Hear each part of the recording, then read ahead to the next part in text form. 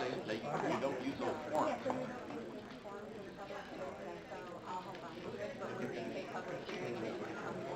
Yeah, that's why, so they're correct. Okay, okay, okay. Where were they at? Where were they at? Not the, let me. Okay, Um, okay. Sorry about that. And is Kim calling in?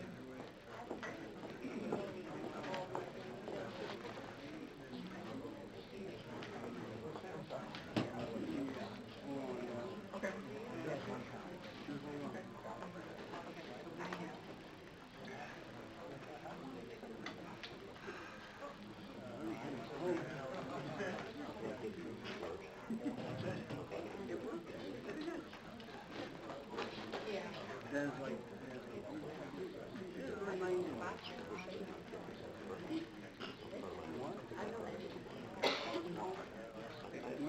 wonder if everyone would take their seats. Thank you.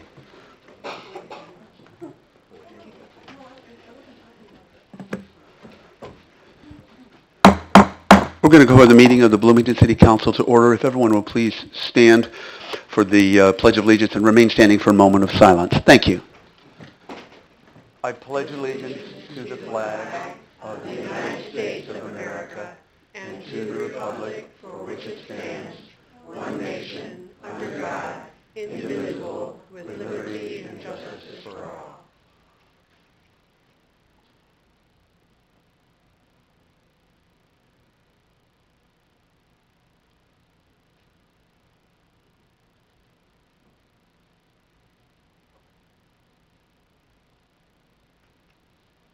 Thank you. Madam Clerk, would you please call the roll?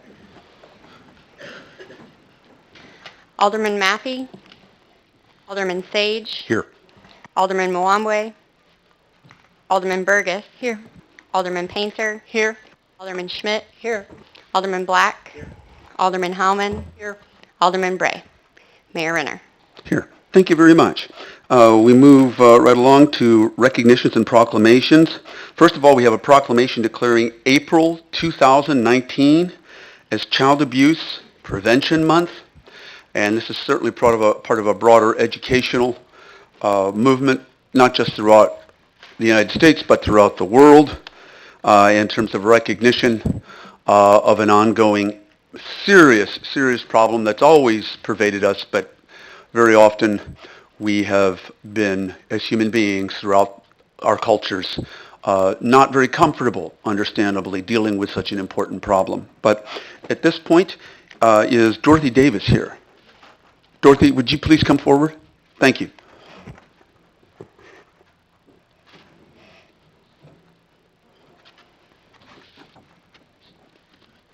If you come on up here.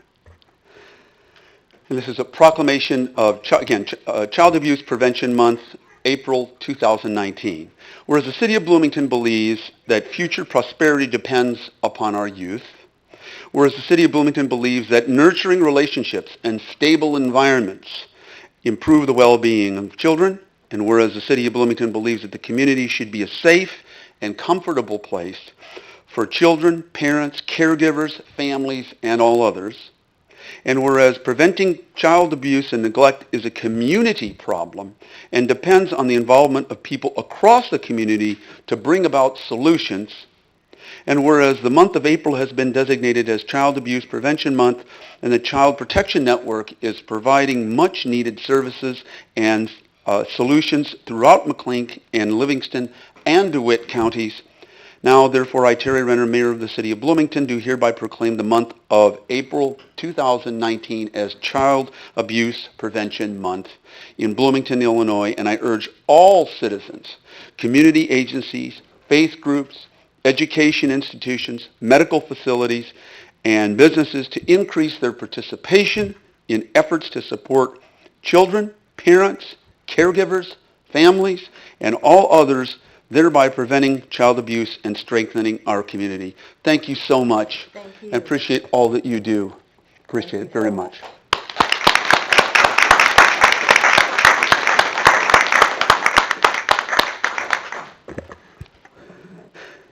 And next we have recognitions of Raymond West and Robert Ballantini.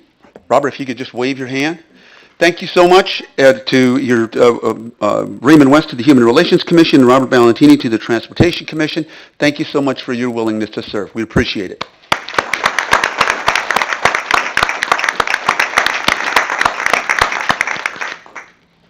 And next we move on to public comment, and just as a real quick reminder or an announcement, if you want to have some specific problems solved or engage in dialogue and get some questions answered, we have a mayor's open house on Friday between 4:30 and 5:30 before a regular council meeting. So it's like a town hall meeting every other week. If you have questions or real problems, it doesn't have to be on the agenda. You can come on in and get answers. Public comment is where you have the opportunity to speak in public, and our policy is to not respond.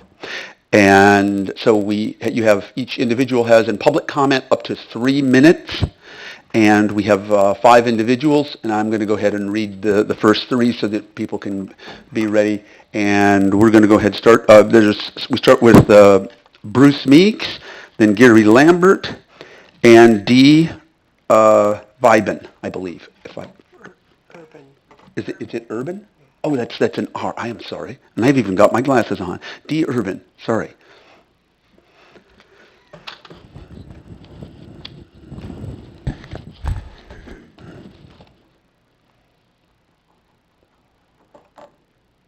Guess he's not going to. I'm asking you to proceed with the research and analysis looking at forming a park district. This is not the first time I've brought this to public comment. I did start a petition to do this a couple of years ago. Ran into one little problem. We now know how to overcome that problem to put it on the ballot. But we have an excellent resource available to us, and his name is Jeff Juergens. Jeff's one of the most knowledgeable lawyers that I've met about park districts. I think it's important that the council take a lead on this to analyze it, the pro and the con, with citizen input, with public sessions. I was assured that this was going to be discussed with the council. This never has happened that I know of. There's been no public sessions about it.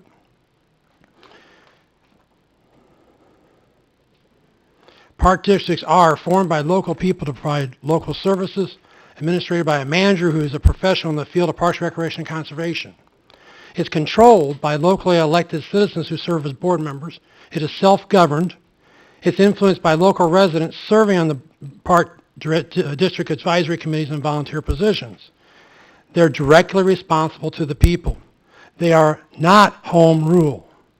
If they need more money, they have to get voted on. Unlike, let's see, use taxes and other taxes that you guys do not have to go to the public or a referendum to do. They represent the simplest form of local government. They're cost efficient to operate. Park districts represent an average of 5% of the local property taxes. We could lower our property taxes to 5% to help fund the park district as an example. Historic sites, zoos, museums, botanical gardens, golf courses, aqua centers, unique recreational sites operated by park districts annually bring millions of tourist dollars to Illinois.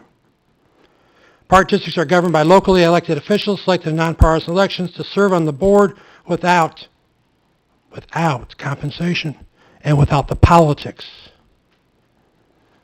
They provide better representation and stability. Thank you for your time. Gary Lambert, again, Dee Urban, and then Scott Steinlein. Good evening. See, we've got a zoning ordinance coming up. It's good news and bad news. The good news is we can now raise bees on our property and chickens. Now the bad news, if you want to have a couple old hens at your house, it's going to cost you about $1,000 to keep 4 of them. Evidently last summer, when the first drafts of the zoning ordinance were prepared, both of those categories were in the, I may not have the language right, but the non-permitted, which basically says anybody can do it. And then last fall, during public comment at the zoning board or commission, whatever, a lady spoke and said she didn't want to have to look out her window and see a chicken pen on the other side. So as a result of that, to be able to keep some old hens at your house, you have to go through the permitting process, which is about $500. You have to run the legal advertisements and everything, and then it's going to cost you another $500 or so for a proper chicken house, chicken coop. But anyway, I just thought that was interesting that as a result of somebody just being dead set against them, it's going to cost you like $250 per hen to get a couple of eggs a day. Thank you. Okay, next, D. Urban, D. Urban, and then Scott Steinley, and Fernando Corrillo, I believe. Thank you. Thank you. Good evening. My name is Dee Urban, and I certainly appreciate all of your service to our city. Currently, I am a resident here in Bloomington. I just recently bought a home. I'm happy to become a first-time homeowner in the city, but I'm also a business owner right here in the Warehouse District of Ward 6. And tonight, you as a council have an opportunity to vote in approval, or however you decide, of creating an economic development committee department as recommended by City Manager Tim Gleason. I'm so excited to see this on the agenda tonight, and I wanted to get that I literally am putting aside all of my fear of public speaking and coming up here and asking you to move in a positive direction. Economic development is so important to our city. We can't stress that enough. And I'm just overjoyed that this is an opportunity that's being given to us. But even more so than asking for your favor on this project, I would say also ask them to go and talk to us as business owners. What do we need? What do we see? What do we want to see developed? Because I think it's important to hear the voices of those of us that are in small business to be able to have a place to go and communicate that with the people that are the powers that be. And so I'm very hopeful that you will look at this as a positive movement for our city, for our direction, as a positive movement for small business, developing more small business. And I would appreciate your support tonight in this presentation by Tim Gleason. Thank you. Thank you. Scott Steinley, and then Fernando.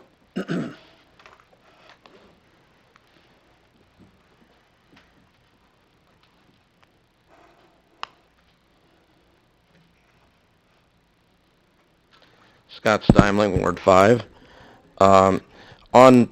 We had that big rain on Saturday night, the rain came gushing down Fleetwood Drive and plugged up the storm drains, all of them. The street was flooded. It was up in my drive. It was coming up towards the driveway, and I don't appreciate that. I mean, what happens with the public service? You know, I had to put boots on and go out and clean out that drain, and the water just came gushing down there. And if I wouldn't have been in the drive, I couldn't have gotten in the house. And you know, a small car would just float away. And you know, what are these motor fuel taxes for? I thought they were to fund the roads, Terry, and they don't get there. The roads aren't done. On this mayoral open house you're supposed to have on Friday night, you didn't have that. 2 weeks, not this last Friday, but 2 weeks before that. You know, what is Karen for? I guess she's just there to fill a spot, right? So, you know, I really don't appreciate this, you know, that you think that you're above all, Terry. You're not. Do you remember when you called Diane Benjamin a worthless piece of garbage? Or do you have selective memory that you can't remember that? I think I've made my points. Also, when are these streets going to be done? Because I keep getting the same old runaround. We'll redo the streets when we when we reset the drains. We'll reset the drains. We redo the streets. When that's a cop out, Terry. When's it going to be done? Or is that a commitment that you don't want to make? Thank you. Okay, Fernando.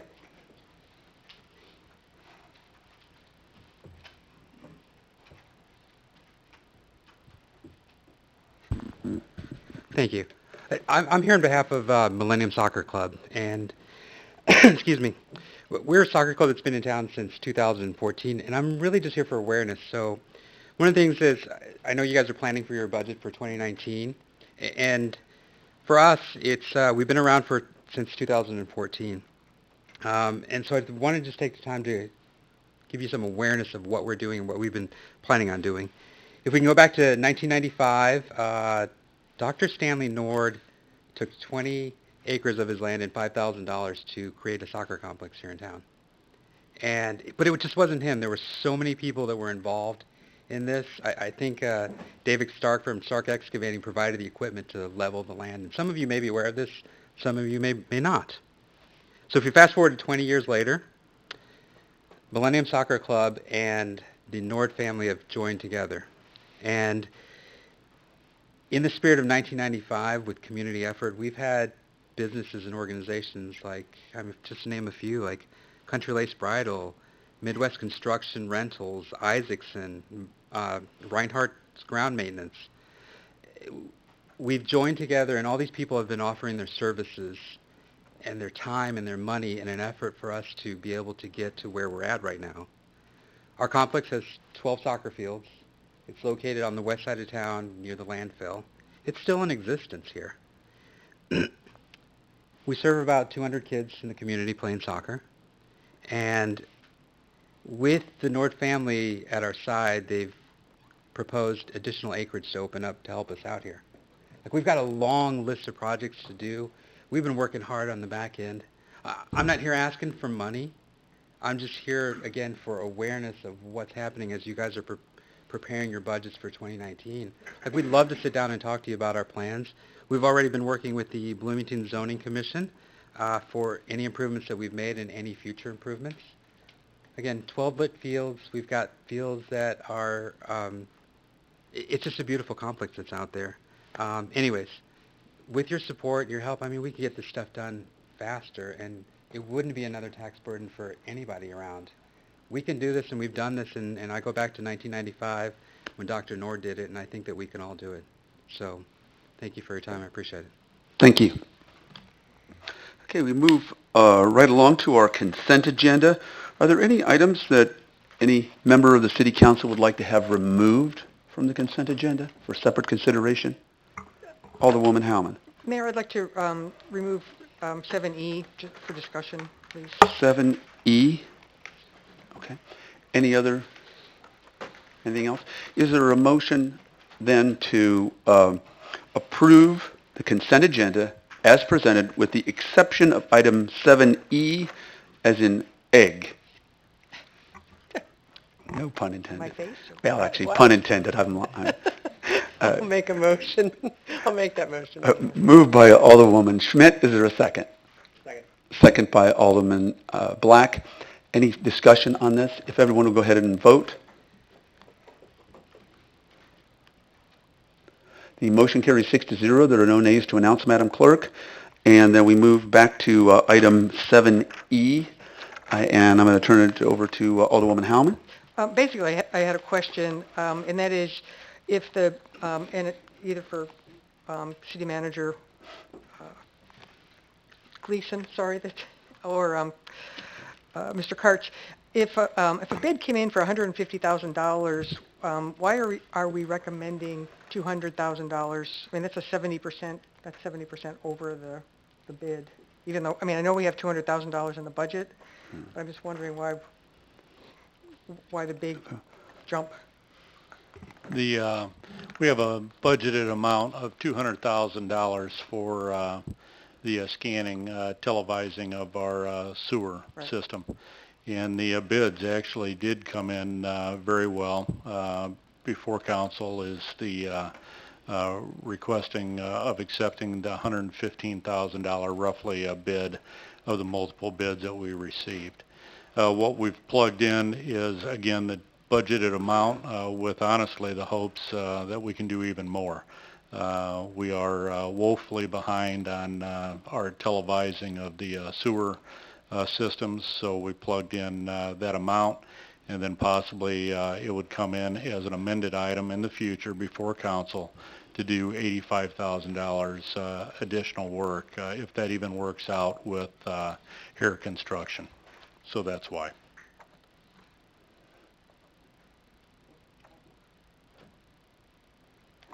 Well, thank you for the explanation. I'm still puzzled by why uh, we're asking for that. When the bid came in at 115, why we're trying to authorize 200,000? I mean, if there's going to be extra work, wouldn't that be on a change order or something? And we're not even that far along yet. We just have a not to exceed the budgeted line item amount. We will possibly just do the $115,000 of work that's before council tonight.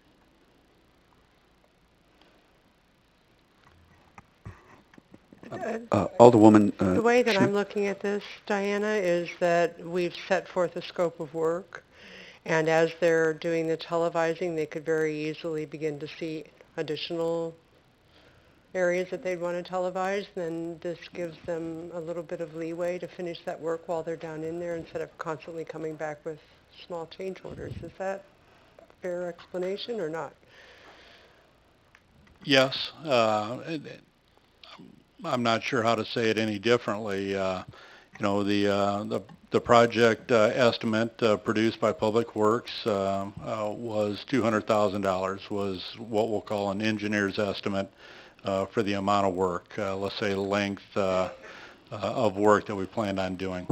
Bids came back favorably, and in fact was less. We see an opportunity to potentially do additional work up to the budgeted amount of $200,000. And that's something that would have to come in front of council. And Hare Construction may not have the capacity to even do that work, but that's a future item. So I'm not sure that satisfies the question, but that's the answer. Karen, I understand. It just seemed like a 70% difference is a lot. Yeah. Okay. I'll make the motion to approve the consideration of the contract with Hare Construction as presented. Is there a second? Second by Alderwoman Schmidt. Any further discussion? Just again, televised sewage at a time near you. So keep attuned to public television and reality TV. Okay. All right. If everyone will go ahead and vote on that motion, please. That joke stinks. That joke stinks. Okay. All right. We're coming back. We move right along to our public hearing. Item 8A. I'm sorry I opened that door. And that's a public hearing on the proposed budget as requested by the Finance and Administration Departments.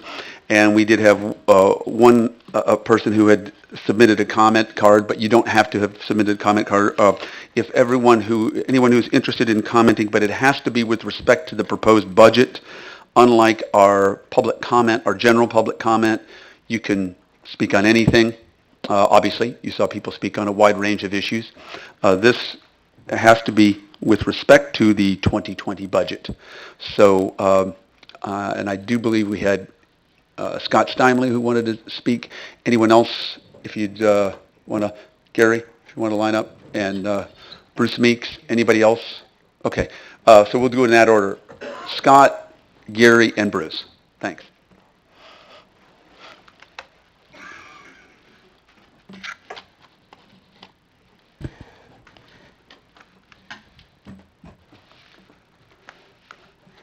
This is, when you say the budget, I am assuming that I was told that this was about the gas tax, too. Is that correct? This is about the core budget as presented. No. Okay, it's not, okay, Right. okay. All right. Then we move to Gary Lambert. I'll break the rule just for a second. In view of the discussion of eggs and television, some of the older ones may remember a movie called The Egg and I with Fred McMurray. Okay, fair enough, given that we I won't be very our long. departure. I looked through a few of the things here on the budget. Don't know if they're right or wrong, but just comments. In the general fund, it looks like we've added 10 people in the last 2 years. That was on page 36. And I think on page 50, we passed a policy, I believe, that we want to keep between 10 and 15% of the general fund in reserve. And that makes good sense. So if we've got a budget of 105 million, 15% of that is something over 15 million. What we're projecting is a surplus of 20 million, leaving a balance in there of about 5 million in the surplus. Break the rule one more time real quick. With the discussion of gas taxes and revenues, I see absolutely no reason to even consider additional taxes when we have $5 million in surplus. Thank you. Thank you. Mr. Meeks.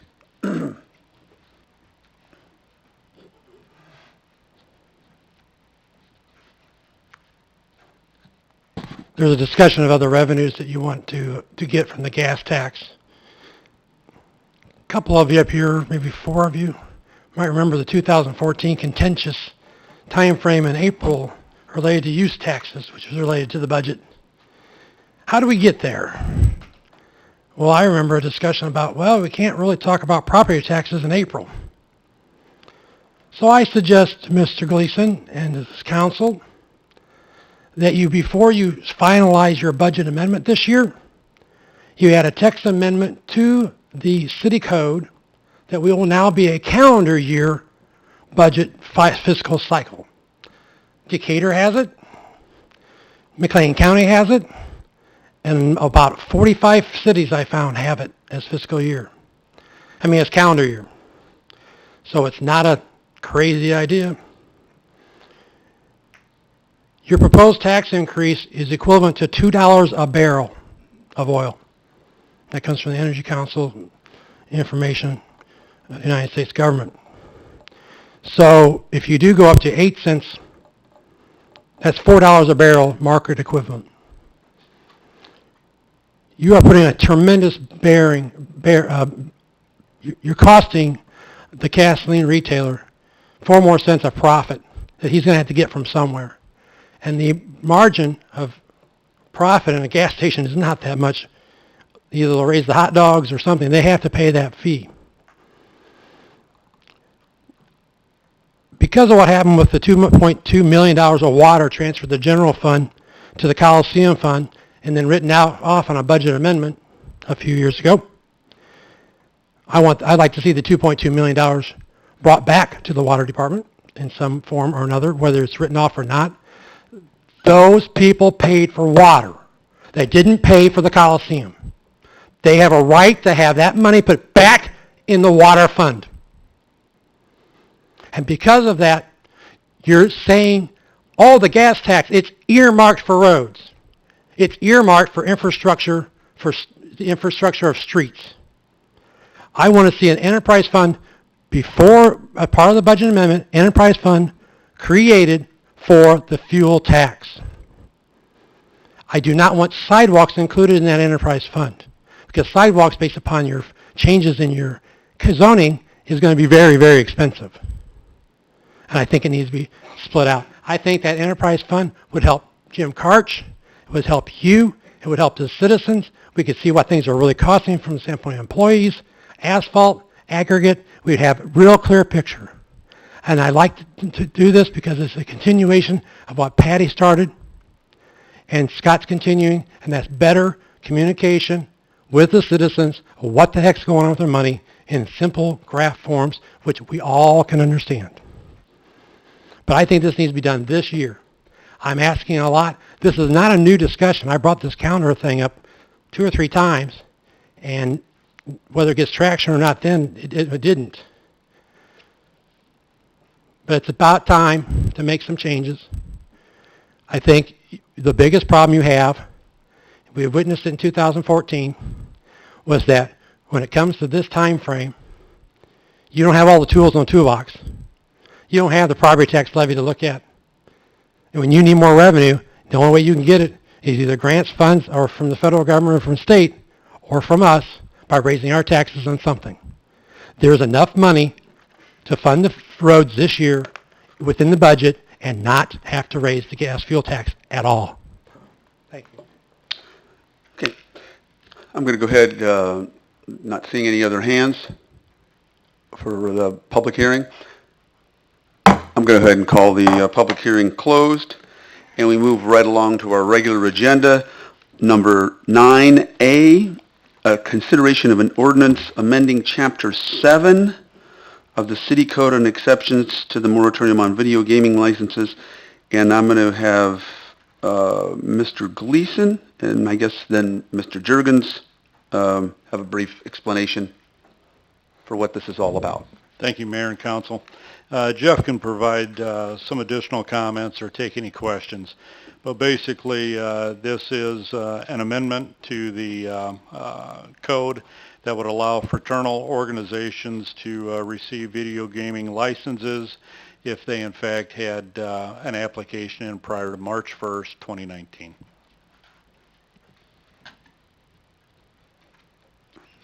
Thank you, Council and City Manager. The only other thing I think it would add to that is when the Council first enacted a moratorium in 2018, as part of that, you allowed anybody that had a license in progress with the state to go ahead and potentially be grandfathered, although you would have to come back and approve that via ordinance. So with this latest extension of the moratorium, that's how we came up with the March 1st, 2019 date. But essentially it is allowing a fraternal organization. This is a little bit more limited than what you did the first time based on some of the comments and some of the feedback that we heard. But this would allow a organization that had already applied for or received a license from the state to potentially be granted a license from the city. If this is approved tonight, then a fraternal organization would have to come forward and it'd be put on a future council agenda for you to approve at a future meeting. Happy to answer any questions. Questions, comments? Okay, Alderwoman Schmidt. Just to clarify, so any other licenses that may be in the pipeline that we don't know about would still have to go through the same process that you're speaking of regarding the fraternal organization? I'm sorry, can you clarify? If there are any other licenses that might be out there that we're maybe not aware of, I don't know. I mean, this sets up the opportunity for somebody who's got a license in the pipeline to come forward, and that's the process. If they This are isn't granting anybody. That's right. This is not granting anybody a license. This is saying if you're a fraternal organization and you've already had a license in the pipeline with the state, then you can come forward and get future consideration from the City Council. Thank you. Let's see, Alderwoman Hellman. Um, Okay, so I guess one of my questions is, why are we limiting this to only fraternal organizations that might have submitted an application? And the other is, did this specific organization that we're looking at, did they in fact have their application in by February 26th or not? I mean, it seems like if they didn't, then why are we going through this motion? Yeah, so the city is aware of at least one fraternal organization that has obtained a license from the state of Illinois prior to March 1, 2019, that would be eligible to be reconsidered by the council. I think there is only one organization, again, a fraternal organization, that has been in contact with the clerk's office as the moratorium expiration was approaching, that there were discussions. The other, rationale for the limiting it to the fraternal organizations is right now, it's a very small share of the licenses that are held by this or issued by the city are fraternal organizations. So this is kind of just expanding that portion of the license holders. You said if they had applied before March 1st of 2019? Yes, the proposed ordinance says that you have to have a license or an application on file with the state prior to March 1st of 2019. That's the date that the current or the previous moratorium expired.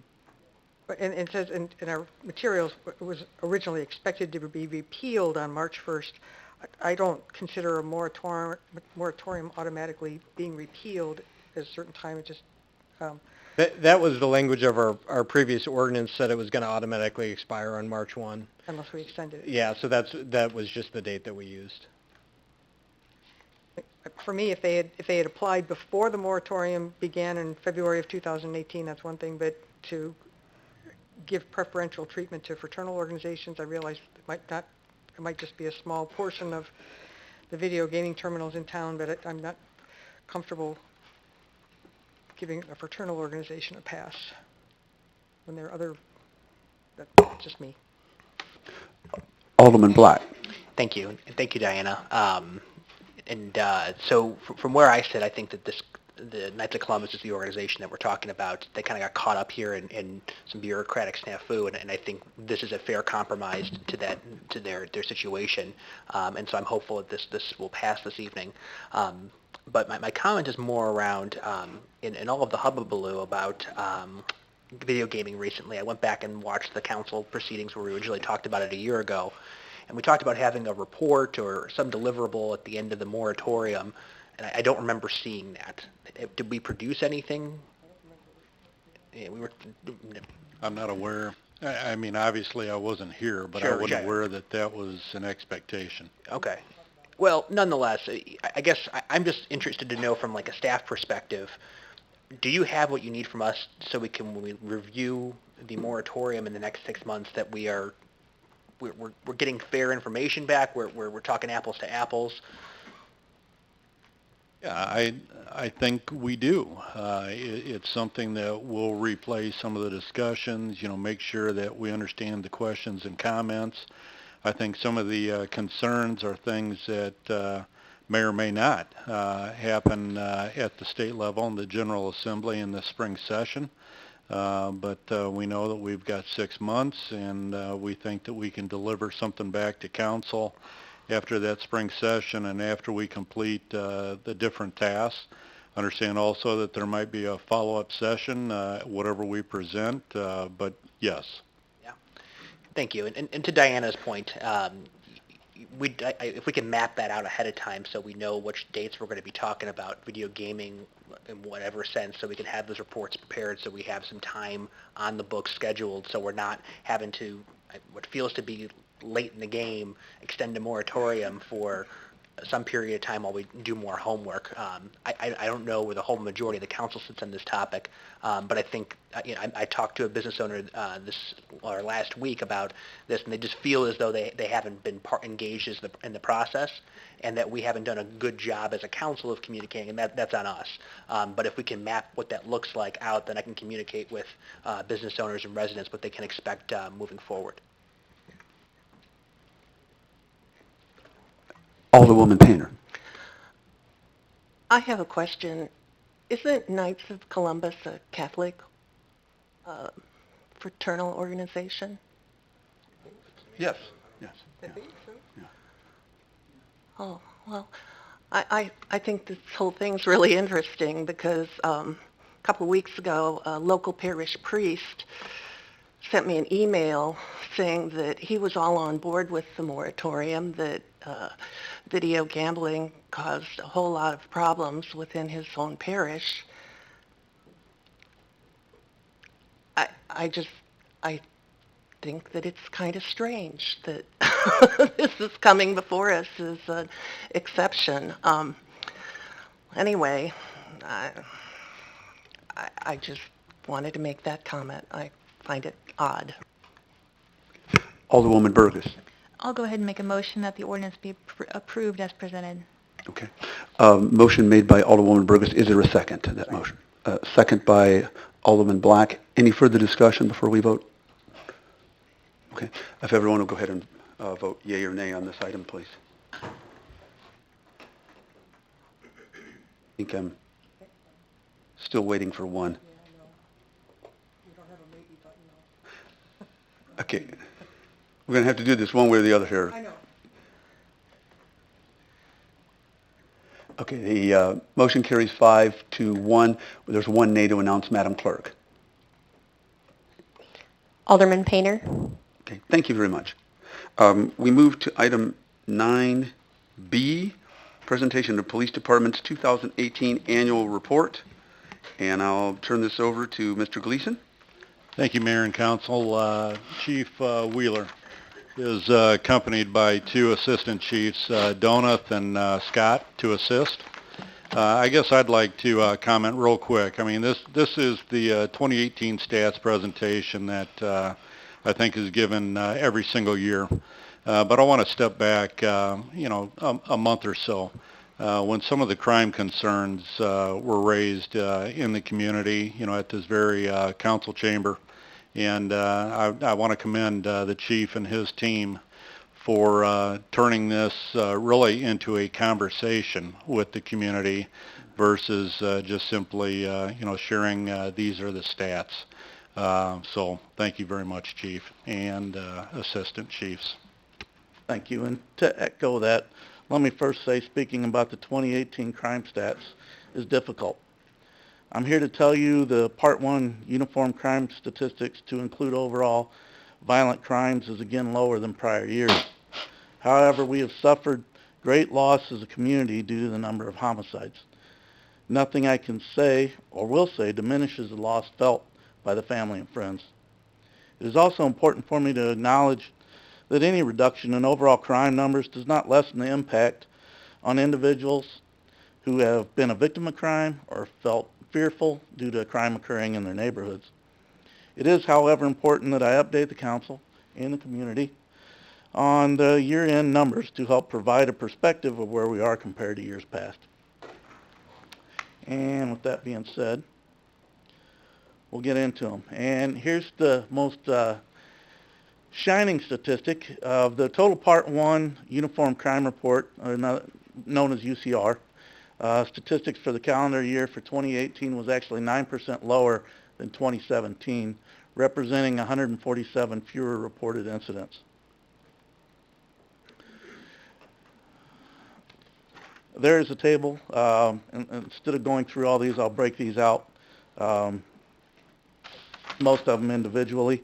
I will point out the criminal sexual assault in 2017 was 73. In 2018, 68. That does present a 7% decrease from the last calendar year. But as you see, we also provided the 5-year average, and that is up from the 5-year average. And as you can see, 2017 was quite a bit over. Nobody can say for sure what it is, but I wanted to point that one out because I feel that most likely the increases that we're seeing there is because of the efforts put into making sure that these type of crimes are reported, because historically it's one of the most underreported crimes. So we believe that might have some impact in that area. And as you can see, the total number went down 9% to,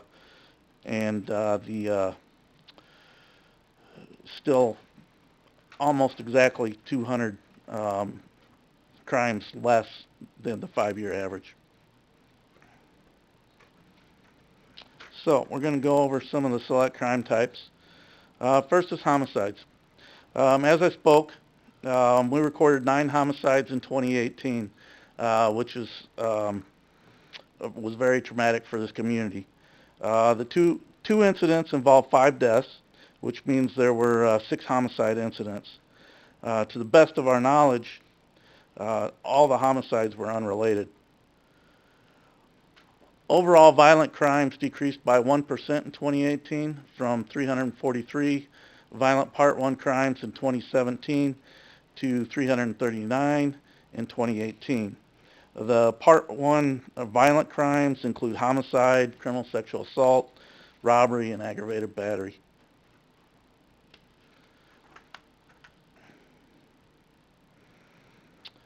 In regards to the street-level violence of shootings, in 2017 we recorded 24 shootings with 7 people shot. Not including the homicides, we recorded only 15 verified shootings with 5 people shot in 2018. So the number of overall verified shootings actually decreased a substantial amount in 2018, or a fair amount.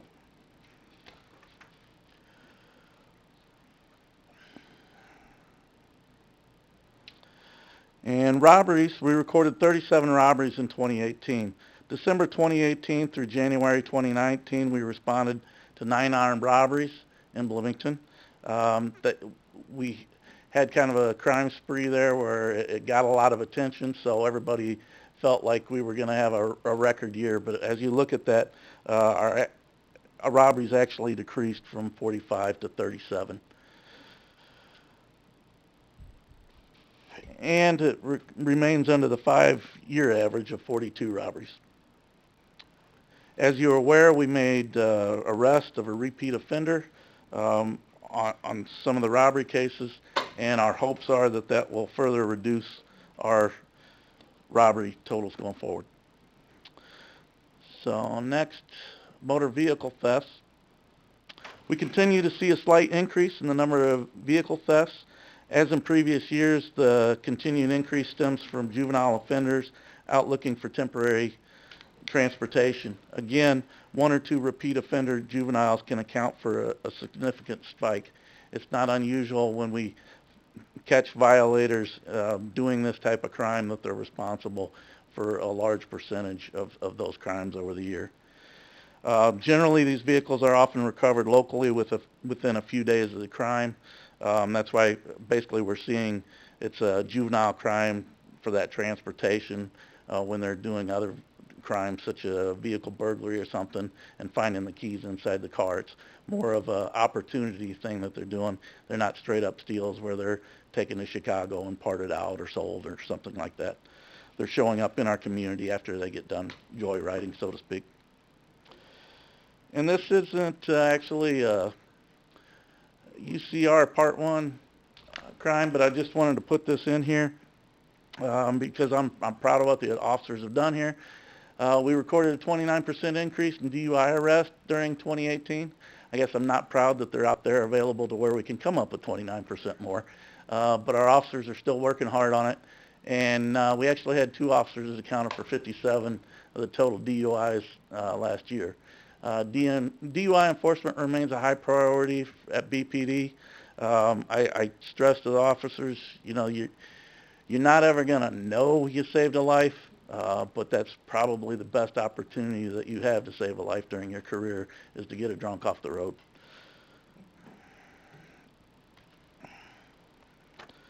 All right.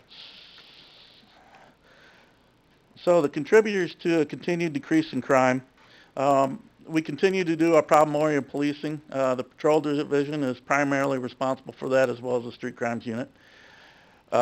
Basically, our officers stay in tune with the community. We ask them to go try to look for the root causes to problems, especially in areas where we have repeat calls for service, so they can try to assess what's really going on, get to that root cause, and try to make sure that they solve the issues in the neighborhood to help bring peace and reduce the calls for service.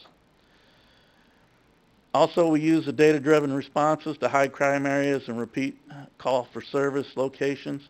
If anybody was able to come to the meeting I had, Jack McQueen was able to demonstrate what his office does, Criminal Intelligence and Analyst Unit.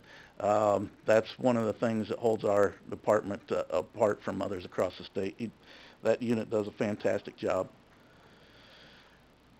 And we have systemic coordination on habitual adult and juvenile offenders. That's another thing that comes from his office and assists all our officers of being in tune with who those individuals are that do the habitual crimes so that we can try to address excuse me, to address that.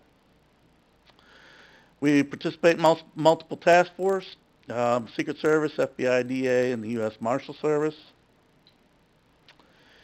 And we have expanded deployment of our public safety cameras, and I'll speak to it a little bit more, but those cameras have solved a tremendous amount of crime. They've been very beneficial, and honestly, sometimes we just use them as a deterrent also. If we have someplace that's having issues, then we put a big sign on it that says, here it is, so they know they're being recorded and kind of calms things down for a little bit. So that's been an excellent tool for us. And through that, you got greater citizens awareness and interaction through social media. As you're aware, we use the social media for putting out on Facebook or Twitter armed robberies, the video from that.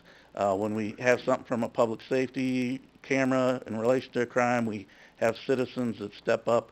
They see that, they contact us, and they give us leads to help solve those crimes. All right, so here's an incredible thing that I just don't know how it's been occurring. And it's a testament to our community. My police department and the officers and the staff that works there, that's what it looks like since 1997. So how we can still be bringing the Part 1 numbers, like I said, is a testament to everybody involved, from the people not committing the crimes to the officers help stopping it and trying to prevent it. There's half the crimes, UCR crimes, that we had in 1997, and it continues to go down.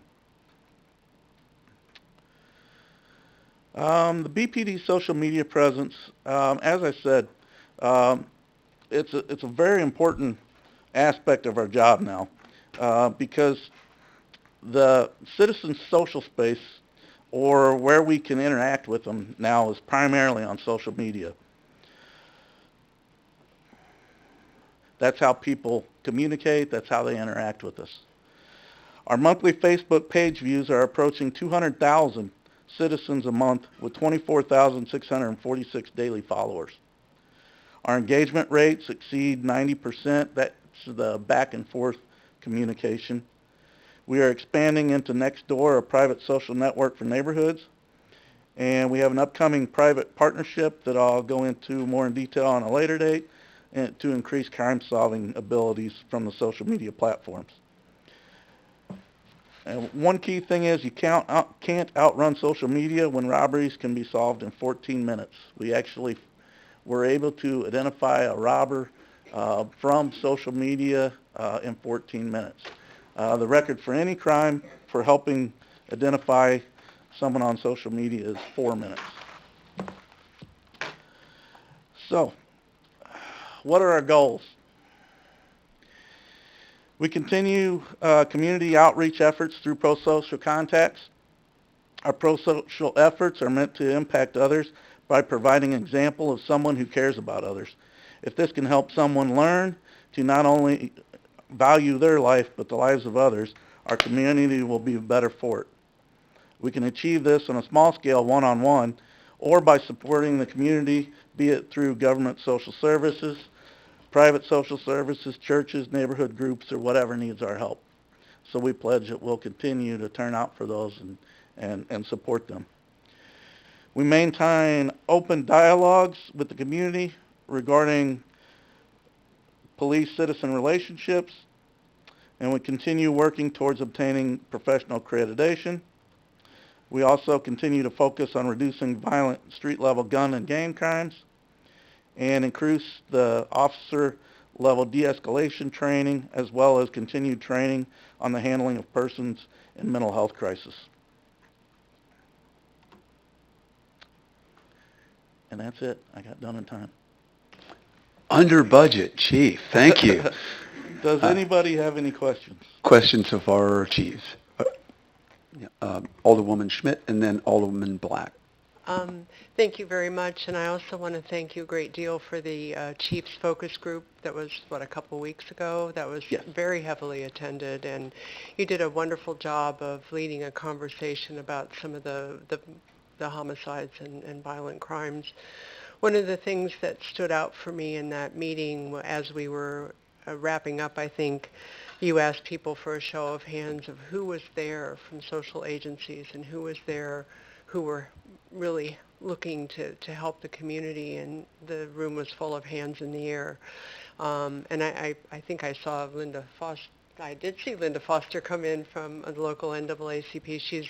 I know that organization is interested in doing some coordinating, and I'm wondering what the city role can be. I know that you work closely with agencies. I'm wondering if there isn't a way that we can do some additional coordination and collaboration, whether that comes from us or that we're supporting. It just feels like there's an opportunity where sometimes the organizations are working in silos, doing wonderful work, and we'd be so much more powerful if we were interconnected. That is one thing that I came out of that meeting looking at trying to improve. Good. I Thank spoke you. to Jack McQueen. He's kind of trying to work on that along with the Public Information Officer, John Furman. I'm Furman. We're trying to get everybody in a room and just talk about what everybody does.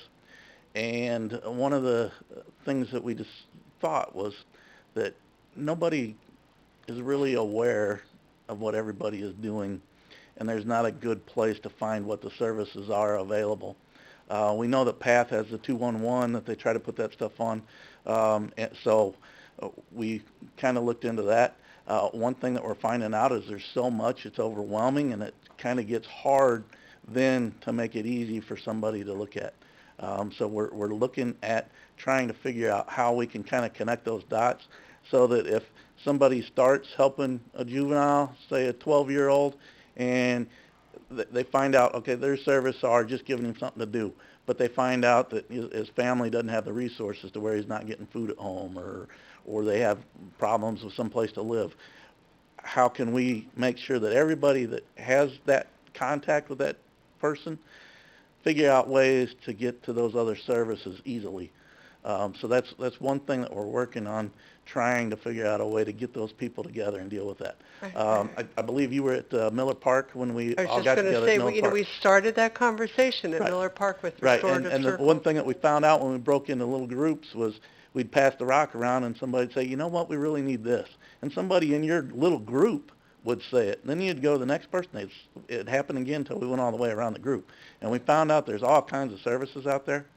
And it's just trying to figure out a way so everybody knows what those are so we can better serve every kid we do have contact with. Right. I'm really glad to hear that, and think I'm not speaking out of turn for Linda Foster and saying I think she wants to be a part of that conversation as well, and there'd be a number of people who'd be willing to kind of craft what that looks like, so thank you for So that. we're trying to look for a way to do that going forward.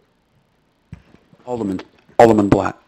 Thank you, and thank you, Chief. These are fantastic numbers. If you can go back to the slide actually with the goals, just so we can have that in the background, because I think this is something that we hear a lot about is what's the police department doing to solve some of these issues, and I just really want to highlight here, these are some excellent goals that I think we can come back and have this conversation again next year and talk about the success in these. And I just really want to commend the police department because you guys have done a wonderful job of engaging with the public, of engaging with non-for-profits. Karen was referring to the Miller Park meeting that we had. I think it was over the summer. I feel like I was in shorts. United Way. Yeah, yeah. And because you value, as chief, the engagement with those organizations and the dialogue with the public, and I'm not sure all police chiefs share that same passion. So thank you for that, because I think it goes a long way. And you know, I'm sitting here looking at some of these numbers and the things that we've accomplished over the last year, whether it be the Public Safety and the Community Relations Board or body cameras. You know, we heard a lot of stories and comments from people about the police department, which I thought they're just stories. Let's look at the numbers. And here we are talking about some of the crime statistics, but when you look at the numbers of the Public Safety and Community Review Board, we've seen one concern raised that ultimately they agreed with the department. We've also seen body cameras come into play in a very methodical approach that we have put a policy in place that I think is going to be beneficial for the whole community. So kudos to your officers for delivering such great results in tumultuous times, and doing so professionally, which I've never had any doubt about. But the numbers also vindicate that approach. So thank you very much, Chief. Thank you. Anything else? Yep. Thank you. Appreciate it. And your whole team. Thank you.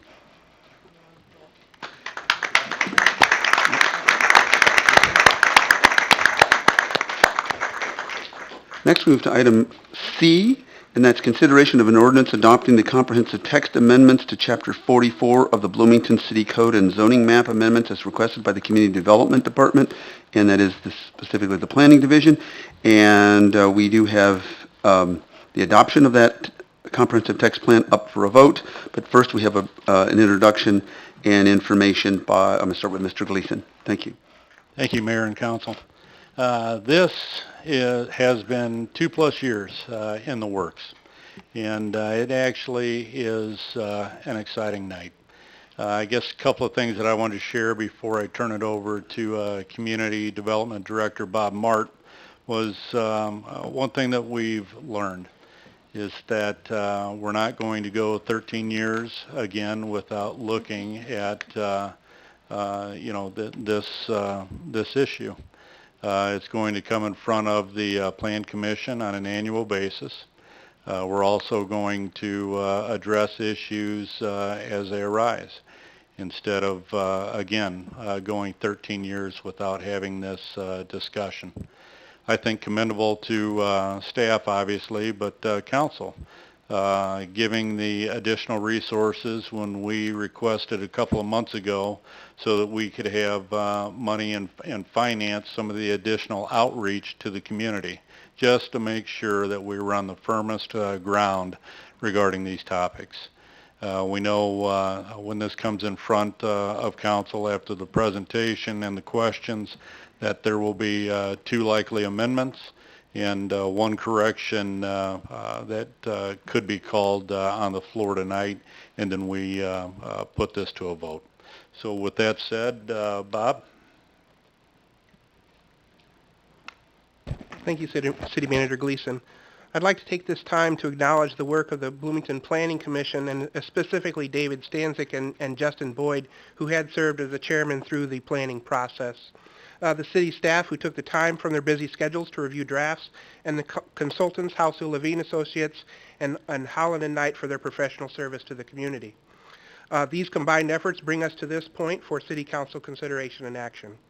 Whether you realize it or not, the City Council played a key role in this planning process by serving as liaisons between the city staff and your constituents to see that all questions were appropriately addressed, and I thank you for that.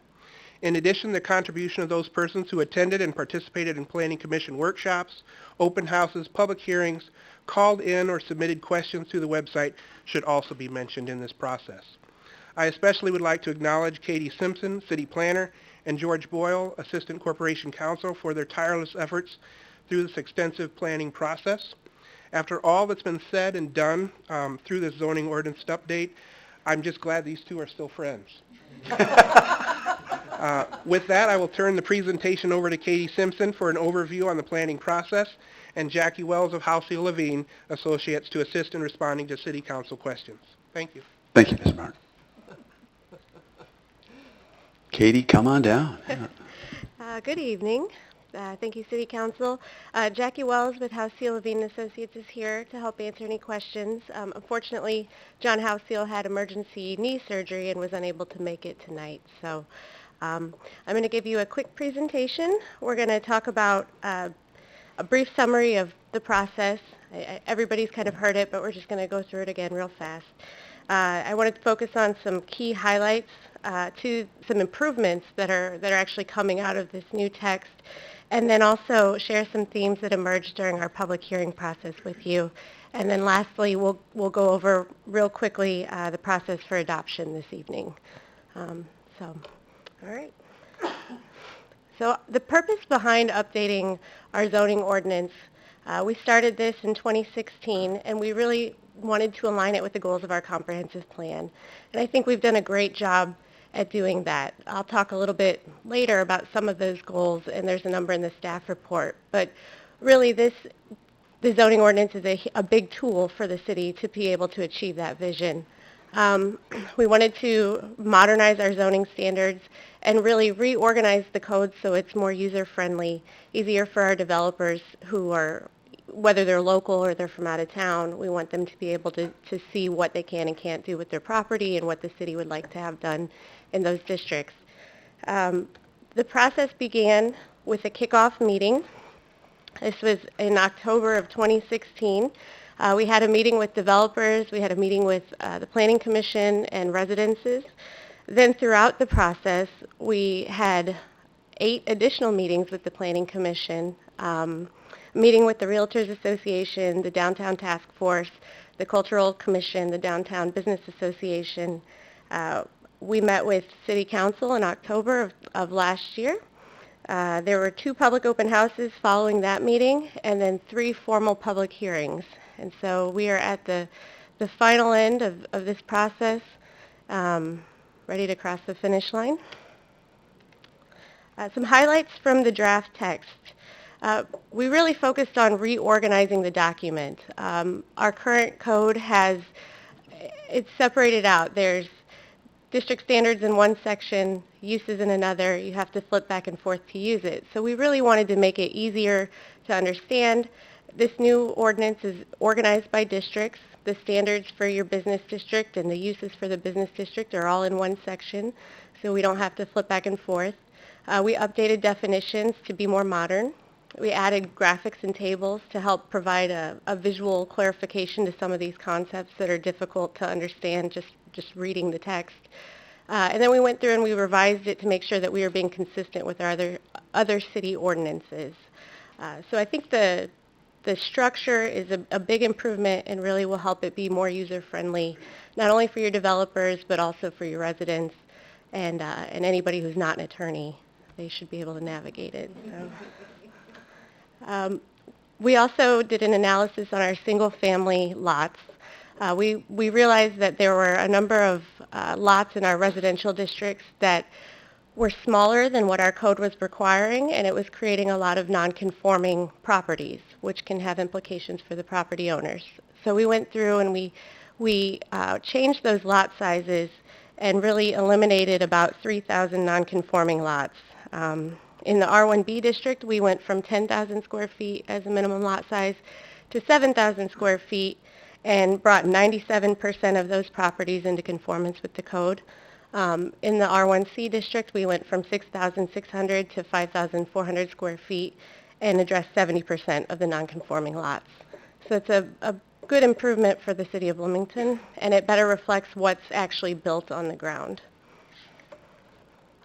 Another highlight from the new text is our parking standards, and we've received great feedback from developers who are eager to be able to follow these new standards.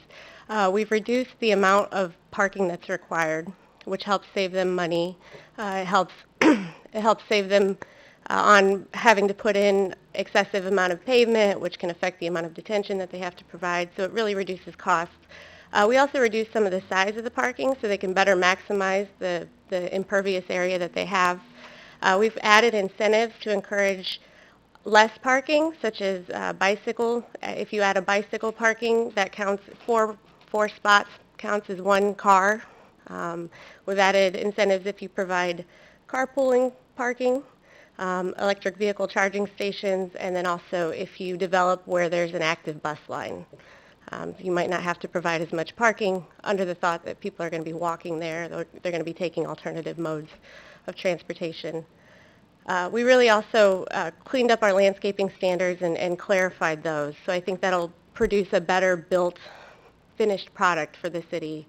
The city will benefit from having good landscaping on some of these new areas that are developed. We looked at the business and manufacturing districts. These are the only zoning districts that were changed. We did not change anything in the residential districts, but we did sort of consolidate and clean up some of these business and manufacturing areas. The biggest change is probably the new downtown districts. We eliminated the B3, which is currently the entire downtown area almost from McLean to Lee Street. And we broke that out into 3 districts. So a central business district, a transitional area, and then a new arts and warehouse district, which was a big goal in our comprehensive plan, as well as the downtown strategy. We consolidated a few of our commercial districts that were very similar, and then eliminated a warehouse district that was only used on 2 properties in the city of Bloomington. We also, the comprehensive plan said that we need to look at how can we provide more compatible uses in some of those manufacturing areas that are adjacent to residential, like the Constitution Trail. And so we looked at adding certain special uses, like apartments or things that are less intense into those districts, so that on a case-by-case basis, those areas could be redeveloped with something that's more compatible to the adjoining residential. So once again, just to kind of talk about the districts and provide another visualization for how these changes happened, the only districts that really changed were the business districts. You can see from the visual up there, everything is pretty much the same, but when we get down to the B1, it starts to get a little messy down here, you know. So what we did is we took the C3 district and combined it with our B1 district. That's our regional shopping and general business districts. We took our B2 and our C2 districts and consolidated those. That's more of our neighborhood commercial, so that's what you might find in a residential area on your 4 corners. We eliminated the warehouse district. There were 2 properties zoned warehouse, and so we're changing those to manufacturing, and it reflects what's on the ground there. And then we eliminated the B3 and created the new downtown districts. And so by doing these text amendments, we actually end up rezoning about 500 properties in the city of Bloomington. The Planning Commission held a public hearing on this, and so those properties in that map amendment is also included in the recommendation tonight for council. But the properties, the reason they're changing is because we're changing the text. So we do have to go in and change the map since they go hand in hand. All right, so besides the meetings that I previously mentioned, the Planning Commission held 3 formal public hearings. The first was October 24th, 2018. It was continued until December 12th, and then finally on February 13th, the public hearing was closed, and the Planning Commission provided a unanimous recommendation to City Council to approve the draft text. So that vote was passed 9-0. But there were a couple themes that came out during the public hearing, and so I'll talk about each one of those right now, and then we'll wrap up and answer any questions you might have. So, the first one, when we first came to you in October of 2018, we were proposing combining a residential district. We were talking about combining the R4, which is our manufactured home park district, with the R1H, which is a single-family manufactured home park district. Following feedback that we received from those residents, we've decided not to do that, just to leave them alone, keep them exactly as they are in the current code. The R4 district, it allows for multiple homes on a lot, so that would be kind of like your manufactured home park where you might lease a space and to put your home. The R1H really contemplates just one house on a lot, just like a single family district. So those are the big differences between the two. The R4 also allows for mobile homes that were built before 1976. The R1H does not allow that. And the R1H also only allows any sort of manufactured home on a permanent foundation. So those are the big differences. We agreed with the public. Looking back at it, it seems good just to leave them alone, and the districts are functioning fine.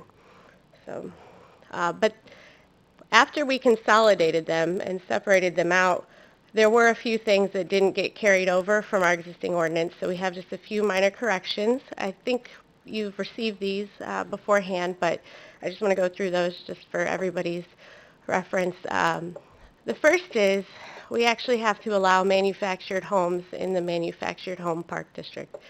So That was a... So we're proposing put them in there as a permitted use. The other is to just to add a couple words to the definition of manufactured home. They may or may not have permanent foundation, and this aligns with the federal requirement, or the federal definition, I'm sorry, for manufactured home. So we're just bringing this is the same language that's in our current code, we're just keeping it the same. And then the other one is also making the definition for mobile home consistent with our current code and consistent with Chapter 43, which addresses mobile homes as well. So some minor changes.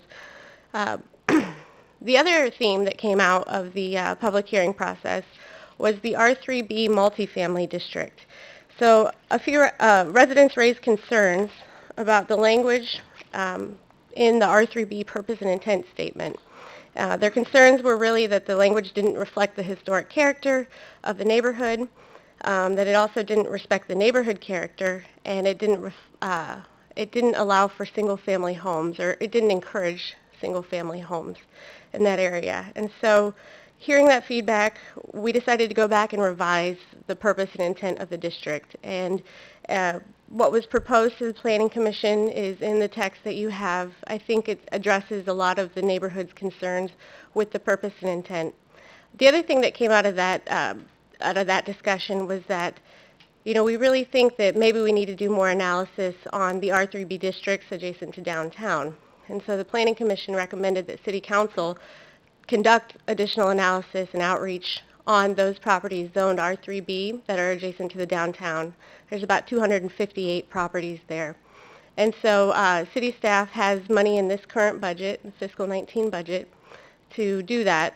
So we hope to come back in April with a scope of work for you to consider to do that further analysis and outreach on those properties. So. The other thing that came out of the public hearing process was the appeals process for administrative appeals and variances. Our existing code allows an applicant the right to appeal to City Council if their petition is denied by less than 5 votes. The Zoning Board of Appeals reviewed this provision, and they recommended removing it. Under their recommendation, all applicants would have the right to appeal under the Illinois Administrative Appeal Act. So based on feedback from public hearings, based on just conversations, you know, if council would like to keep the language as it is, they can. If they would like to amend it back to what's in the current existing code to allow an appeal to City Council if it's denied by less than 5 votes, then we've prepared a draft motion for you, and I'll touch on that a little bit more when we go in through the process. But that language is in the staff report for you. And then finally, I mean, who would have thought zoning is about the birds and the bees, right? This is probably the biggest themes that we saw during the public hearing. Most conversation about apiaries and chicken keeping. And so the Planning Commission did a really great job balancing the needs of those who were in favor of one thing and versus those who were opposed. And so what they came up with is that apiaries would be permitted by right in residential districts. You could have up to 2 hives per lot, up to an acre, and then if your lot is bigger than an acre, you could have an additional hive for each half acre. And then they decided that chicken keeping could be allowed by a special use permit in residential districts. Under a special use, there's a public hearing with the Zoning Board of Appeals, and then City Council takes action on whether or not to issue a permit. The regulations would allow up to 4 chickens per lot for an acre, and then if you had a lot that was bigger than an acre, you could have an additional chicken per each half acre in the city. But definitely no roosters and no slaughtering of chickens. With a special use permit, City Council can also apply additional conditions. So if during the public hearing something comes out and there's neighborhood concerns about, I don't know, something, council can apply a condition to that specific property's special use permit to kind of address that concern. So similar to the ZBA variance process, based on feedback, and if there's any discussion about changing what the Planning Commission has recommended. There's a draft motion to amend prepared and provided in the staff report there for you. So just to conclude, I want to echo what Bob said and really commend City Council for for your help and support throughout this process. This is a really big accomplishment. It's been 3 years. This is one of the first things I did when I started here. We've been working through this, and I think at the end of the day, it's really going to help the city address a number of goals in our comprehensive plan, and really help us achieve that vision that the city envisioned and adopted in 2015. So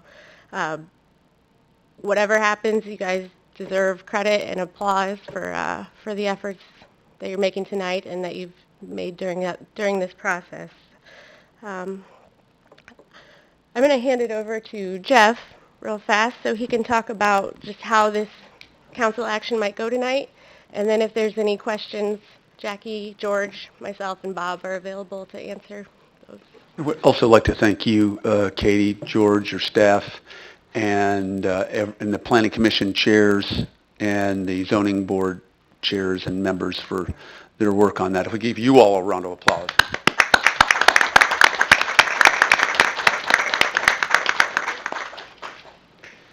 All right, just to follow up on what Katie said in terms of the process tonight to adopt this, the staff would first ask for a corrected motion to approve the ordinance, and those corrections are to Division 4 and Division 16 regarding the manufactured homes as a permitted use and the correcting of the definitions.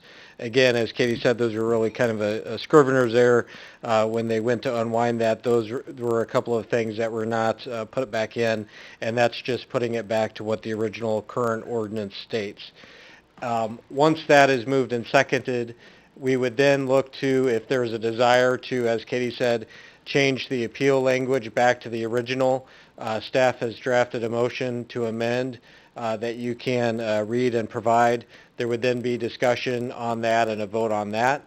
And then second, if there's a motion to amend regarding whether or not you want to allow chickens as a special use, you can bring that motion forward.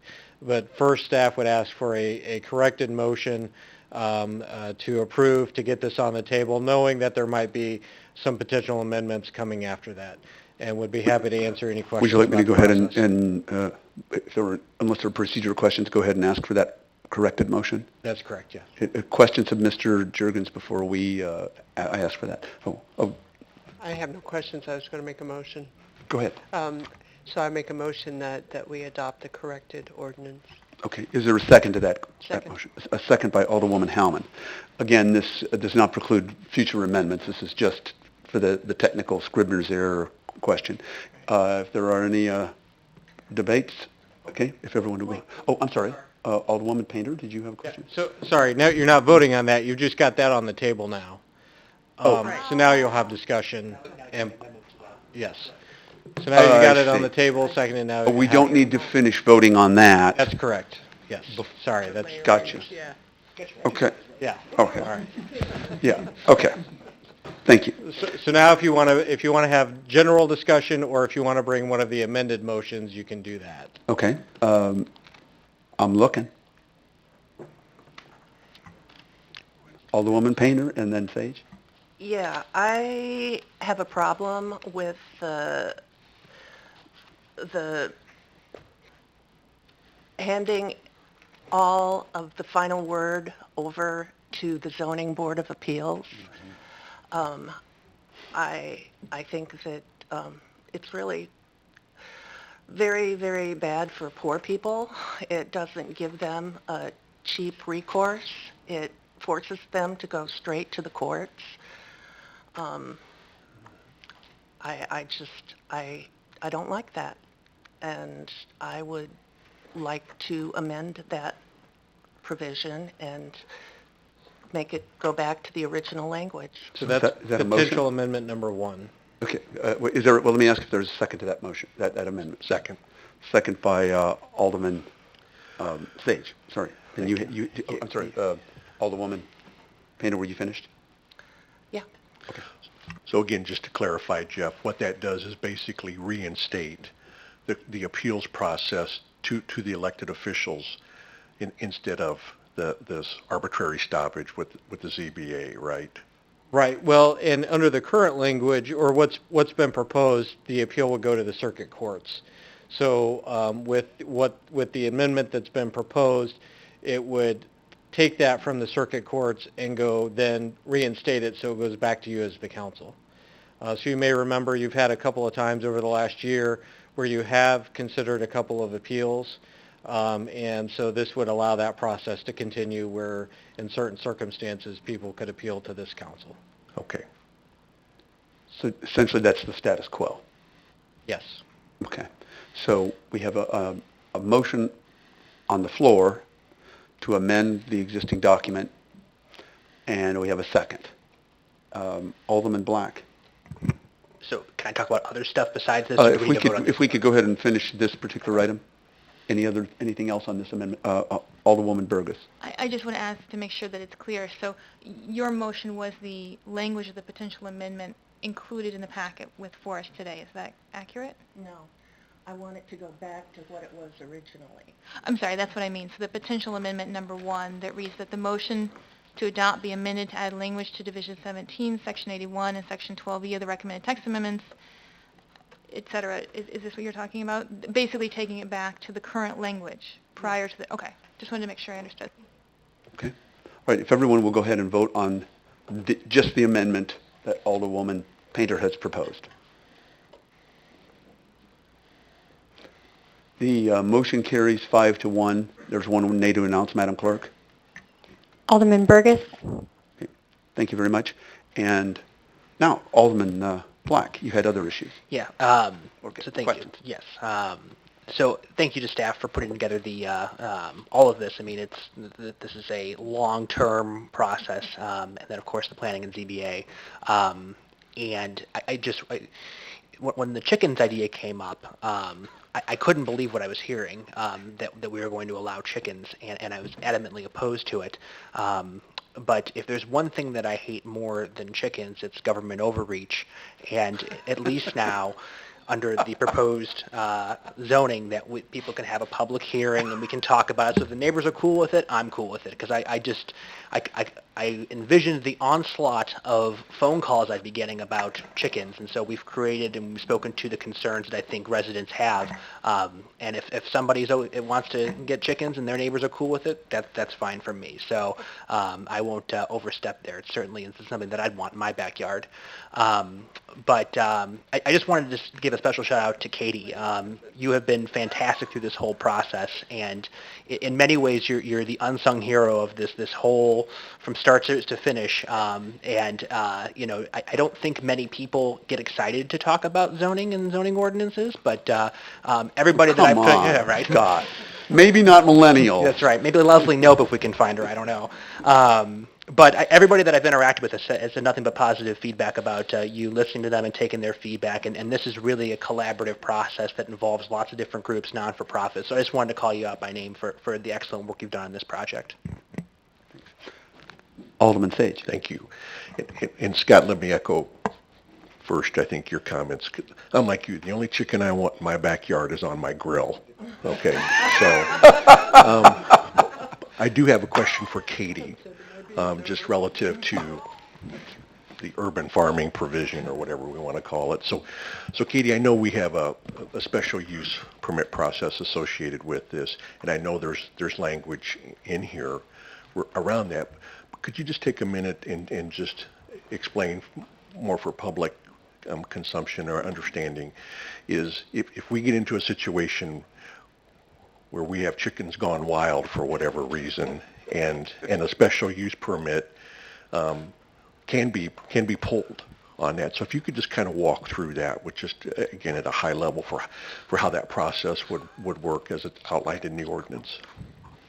Thank you, David. Yes, you're correct. So if City Council were to grant somebody a special use permit, and then that person deviated from the permit, from the conditions you put on there, or the city received complaints and violations about too many chickens, that would be addressed.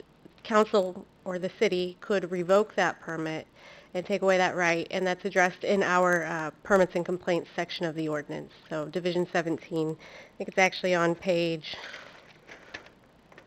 30 and 31 of the draft Okay. document. So, Thank you, Katie. Other questions? So at this point, I don't see a motion to move to get rid of the mad chickens. Okay. All right. Any other questions or comments on the ordinance? So, Yes. Mayor, so if you get to this point now, then what the vote will be on is the ordinance as proposed, minus the appeal language. As amended by Alderwoman Painter. And Right. as corrected by the scrivener's error, and it also And includes corrected. the zoning map amendments. So Okay. just want to make sure, this vote that takes place next will be the vote on the entire as amended package. Everybody clear?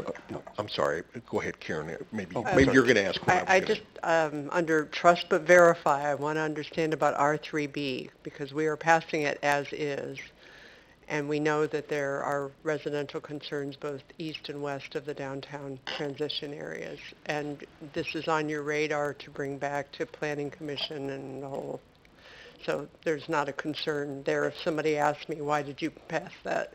Yeah, okay, all right, thank you, I just need to...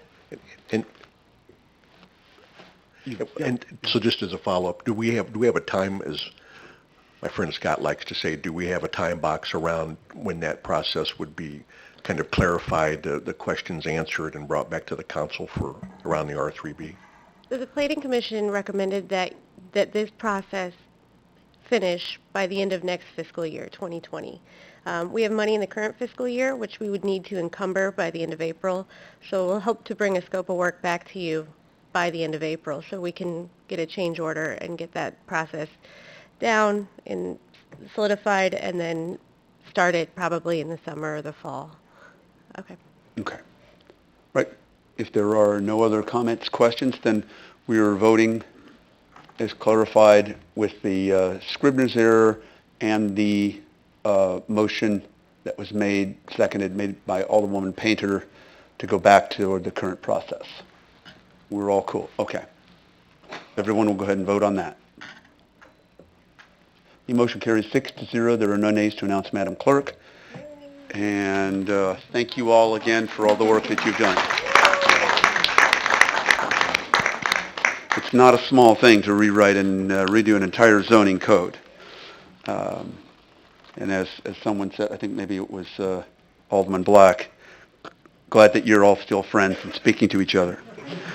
Under item D, we have a consideration of an ordinance amending chapters 2 and 11 of the city code to create an economic development department within the city as requested by the administration.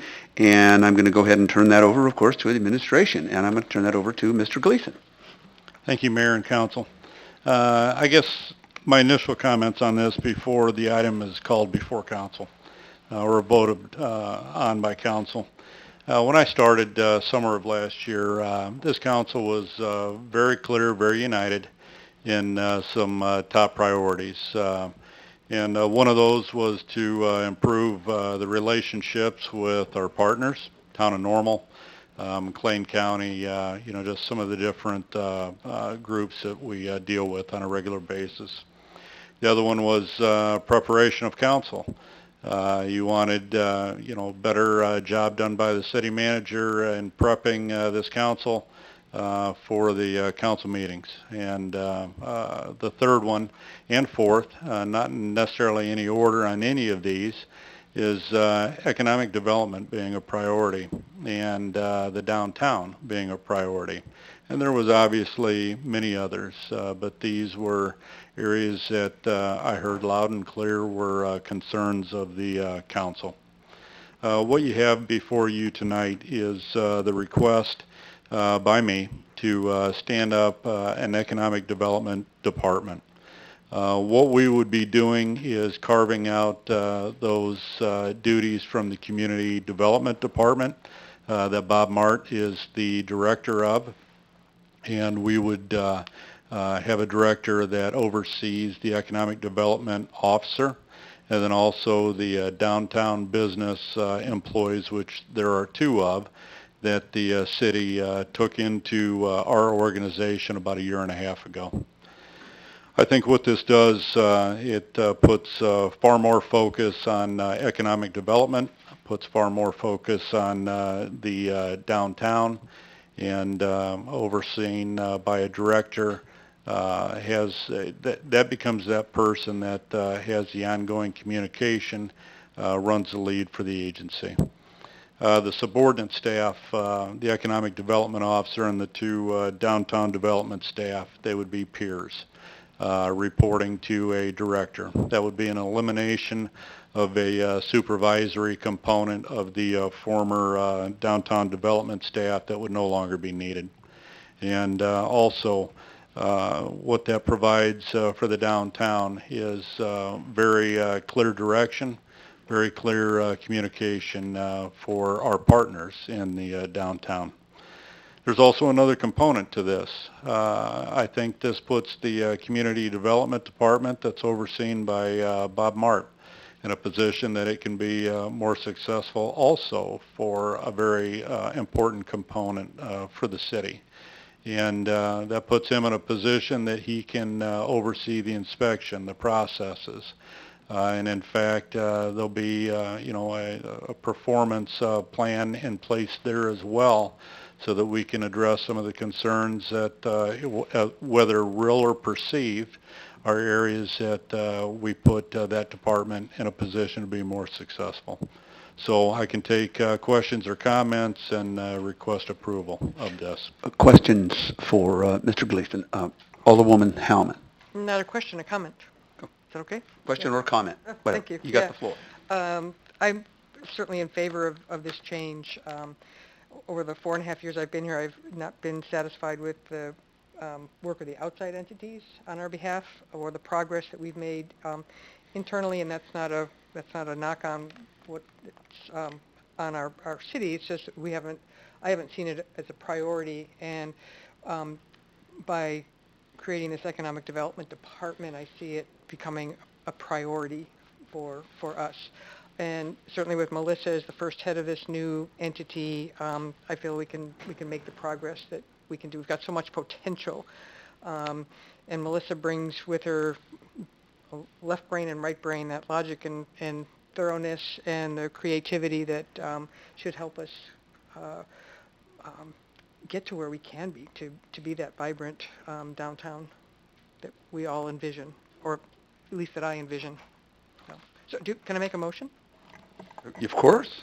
You got the floor. I didn't know if it was appropriate. So I would like to move that we approve the ordinance amending, sorry, should have been more prepared for that. We're approving the ordinance, that's Yeah. fine. Is there a second to that motion before we move on to comments and other questions? A second by Alderwoman Painter, and then we have a motion and a second. And Alderwoman Schmidt and Sage. I did have a couple of questions, Mr. Gleason. How do you envision Downtown Bloomington Association fitting into this? They're such an important part of what downtown does, the downtown division does. I think quite simply, they will, there's going to be more focus. We brought them into the city organization about a year and a half ago, and I'm not so sure that we did the best job of putting them in a position with clear expectations of what their role should be in the downtown. I think Alderman Howman mentioned who the proposed director would be, and it is Melissa Hahn. I think she is an excellent person that can speak that clear direction and hold staff accountable on a very critical mission for the city. I agree with that. I was asking actually about the Downtown Bloomington Association, which has been the advisory group that's done, the downtown art, the traffic boxes, the greening, and really, so it's a citizen and business owner advisory group at this point, and I'd hate to lose that voice. Not at all. And actually, perfect segue, and I apologize for not answering the question. I misunderstood. This is going to make us better partners with all entities, whether we're talking about the town of Normal, we're talking about the EDC, the Downtown Business Association. This is going to be a focal point, this department through Melissa Hahn, if approved, so that we can actually start doing some of the things that this council, this community is expecting. There is low-hanging fruit out there that is low or no cost, and I think that we're missing some opportunities. I agree. And I really think this puts the focus in this department, and we're going to deliver some wins for the council and the community and the downtown. So I think almost feel like I'm beating a dead horse, but I think the DBA as an organization is going to want to know, how is it interacting with Melissa, and how is it continuing to interact with Tricia and Catherine, and will they have a formal role, or will we formalize them within a boards or commissions, or what will we do with them? And maybe that's for Melissa to talk with them about, but I just don't want to lose them as a group. They've been a huge voice. I don't think we will at all, and I will leave that to Melissa to find her way, find the way for the department. Obviously, there's input and direction from me and this council, but we can't lose something as important as some of these advisory committees. There's a wealth of knowledge. And Melissa, she's not overstepping, what falls before council tonight to approve, but there's already several entities and individuals that are reaching out, and she sort of already started what's awaiting full approval. Yeah, thank you. My second question is probably a little bit easier. Is this the start then of the one-stop shop, of really kicking that one-stop shop off? Because it feels like some of it might fall in community development, but a lot of it's pulling over into the new department. It is, and actually, a one-stop type of process within community development. The Economic Development Department will be housed right next to the Community Development over at the Government Center. And to answer your question, and the first question shouldn't have been as difficult as I made it. I don't think I asked it all that clearly. But The answer is yes, it is. okay, wonderful. I'm glad to hear that. Thank you. Alderman Sage. Thank you. And Tim, you've alluded to this, but I want to just give you the opportunity to be very specific about it. We're not hiring more people, and we are reallocating existing city staff, organizationally, if you will, and we are reallocating some current budget dollars, if you will, in terms of setting up the Economic Development Department, right? That is correct, and I should have said that in my initial comments. Melissa currently holds the assistant to the city manager position. That's going to be eliminated. The new position is the director. Obviously, we already have an economic development officer, and we have the two employees that work for the downtown development staff. So headcount remains the same in this organization. Yeah, and I knew that was the case. Again, thanks for just spelling that out. And just to also recognize kind of a continuation of a trend that you've established here in terms of making those organizational tweaks and adjustments so that we have folks perhaps more where their strengths can be better applied. And then we've also seen some reduction in positions elsewhere because of that. So again, thanks for being willing to do that. Okay. And do we have a motion? We had the motion second, sorry. Any further discussion of the, that's right. Go ahead and vote. Motion carries 6-0. There are no nays to announce, Madam Clerk. And we move on to City Manager's discussion. Mr. Gleason. Thank you, Mayor and Council. Before you on the screen behind the mayor is the schedule of events, upcoming events for the city. And now that it's official, I would like to recognize our newest director of the Economic Development Department, Melissa Hahn. Melissa?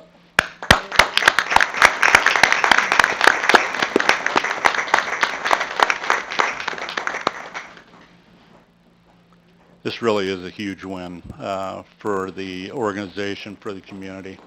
Melissa's been a valuable asset, and know that I can get more out of her, and she's definitely up for the challenge. A couple of comments if you want, Melissa. Absolutely, absolutely. Thank you so much. This is truly a privilege for me. I'm very excited. I get to work with a very talented and dedicated staff. We've already started talking about what our goals are for the next fiscal year. So we're definitely ready to get to work, and I'm looking forward to serving the community in this new role. So thank you. Thank you, Melissa. And I have three others. Just wanted to let council and the community, more so the community, at the committee of the whole meeting next week, we do have a Public Works presentation that myself and Public Works Director Jim Karch are going to share, a question that was asked of council, wanting to know asphalt and concrete. And we're going to take this back to 2014. We're going to follow the dollars, what's been approved, what's been budgeted, just how have we funded asphalt and concrete projects, and then also show the projects themselves. Again, going back to 2014, what's significant about that is that's when the city adopted the locomotive fuel tax that's in place right now. Another quick item, also at the committee of the whole meeting next Monday, under our FY20 budget, also was a request out of council that we show what the internal savings are. What steps did staff make, and what are those numbers, and what are those different areas? That was something else that council asked for. We'll deliver that back to the council and the community next week on Monday. And then lastly, just real quick on the video gaming terminal fee that could be proposed and on the agenda for March 25th, and also the locomotive fuel tax that could be on the agenda for March 25th. Those were carved purposely and totally by design out of the proposed budget. And the reason for that is we didn't want to be premature. While there seemed to be some support for both of these, and there still does, things can change, and did not want to be disrespectful of the FY20 project process and put those in the proposed budget. Those are two separate items that are going to come before council on March 25th for approval as new revenue sources to do some capital projects that the annual budget will not otherwise be able to provide. That's it. Thank you. Thank you very much. And the only things that I have is, again, I want to thank Mr. Gleason and Melissa and staff. I think what we've done tonight is huge. And I think that this is a really very important step forward. And rewriting an entire zoning code, establishing economic development department, I think is really critical.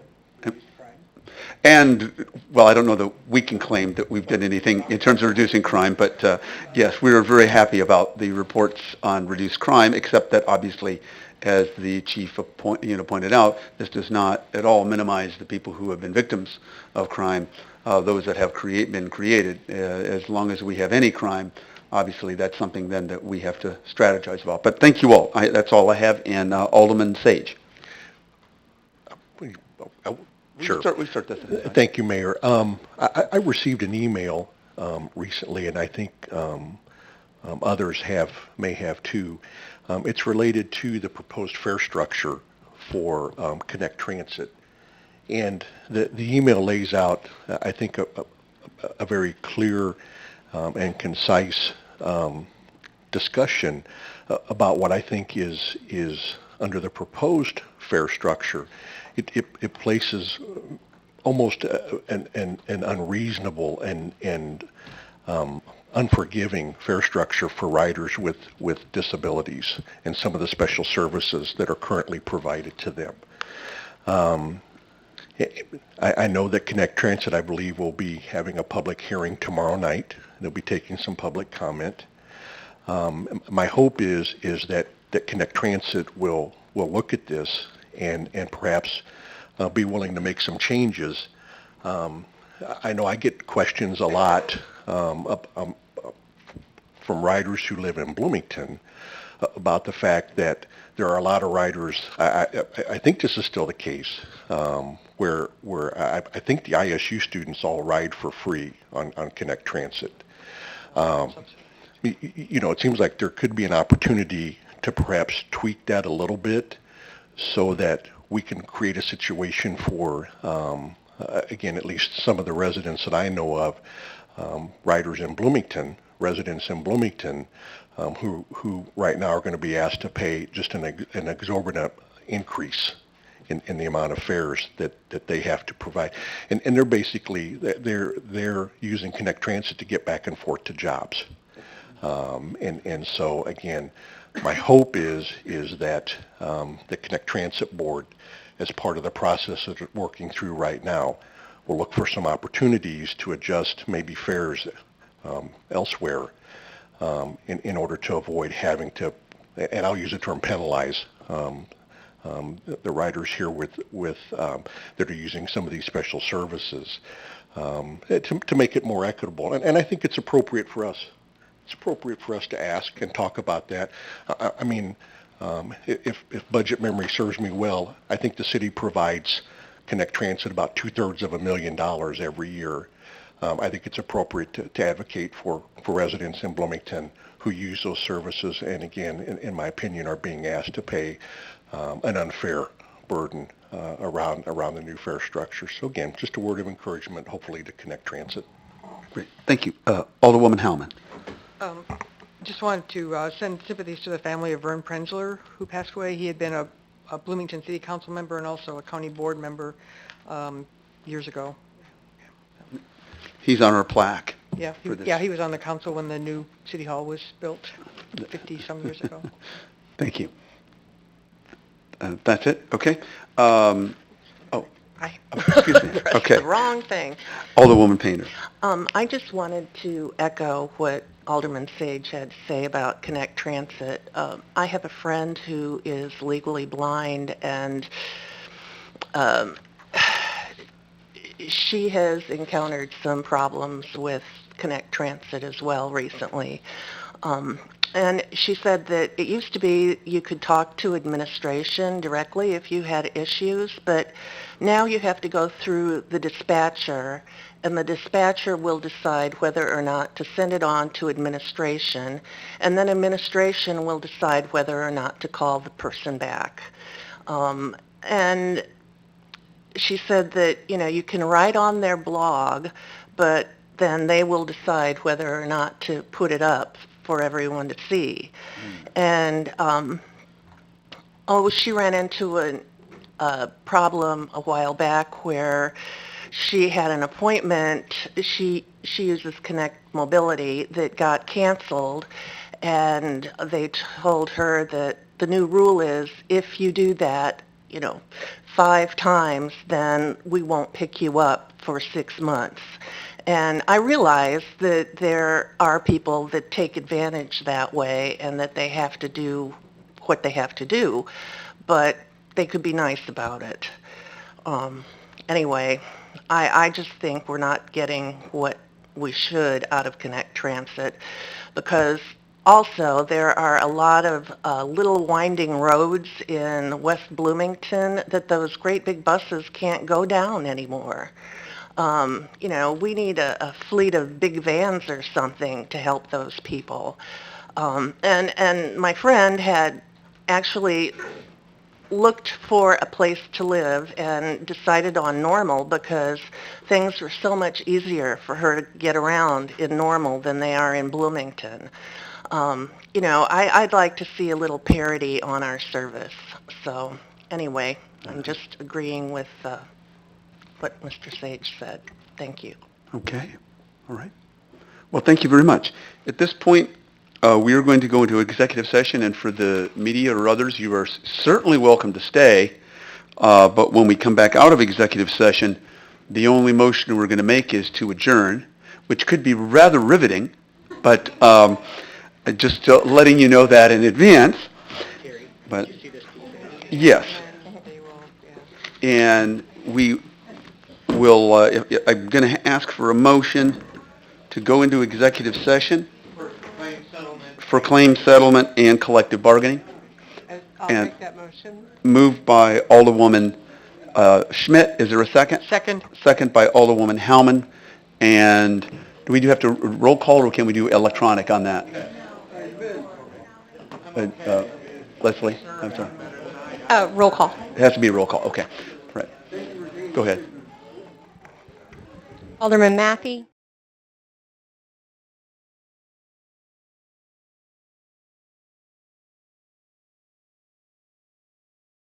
Schmidt. Yes. Alderman Black. Alderman Howman. Yes. Yes. Yeah. Excuse me. Yeah, we really need you to leave the entire, the immediate area here. We need to close these doors, and I realize that there's some media that may want to ask us some questions, but we're in a business meeting, so you'll need to wait. They're also pushing them outside the double doors. They're pushing them outside the double doors. Okay.